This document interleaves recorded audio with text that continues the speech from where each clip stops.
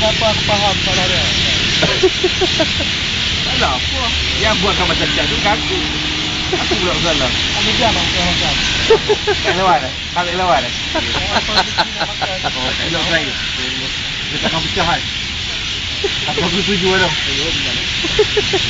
Timbang apa? Setuju, aku setuju. Apa nak marah? Dia kena bayar. Dia kena bayar, aku nak bayar ke? Masih elok. I love you. Dia tahu lah.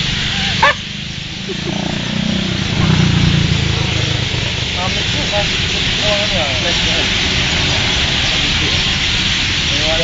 Dia ada lemur dong lah, tak ada lemur tak kawan aku pun. Dia memang faham. Aku apa lah? Kalau kawan dia tak buat aku bercakap Penang tu. Dia faham orangnya. Dia memahami kawan-kawan lain.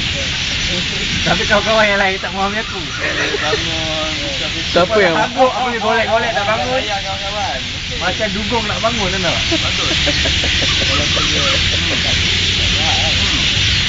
Alu orang berhati kan. Dia aku makan ni kan. Oh, kata aku tak mau, aku nak kata mana tak boleh. Mula-mula main haki tu aku boleh tolong hubut. Lepas dia bersama. Orang Kedah, orang Penang bergaduh nak. Dia ada banyak bahagian. Kau tak bagi Alung balik tu.